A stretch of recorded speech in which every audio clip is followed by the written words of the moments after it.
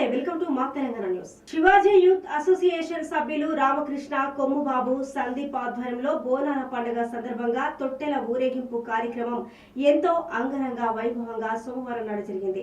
ఈ తొట్టెల ఊరేగింపు కార్యక్రమానికి ముఖ్య అతిథులుగా టీపీసీసీ ప్రచార committee co convener Wazir Prakash Goud, Kothapet corporator Nayakoti Pavan Kumar, ఇక బీఆర్ఎస్ పార్టీ సీనియర్ నాయకులు తోట మహేష్ యాదవ్, మహిళా మోర్చా స్టేట్ సెక్రటరీ నందికొండ గీత, లోహిత్ రెడ్డి, ఇక బోగారపు వరుణ్ తదితరులు పాల్గొని అమ్మవారిని దర్శించుకున్నారు.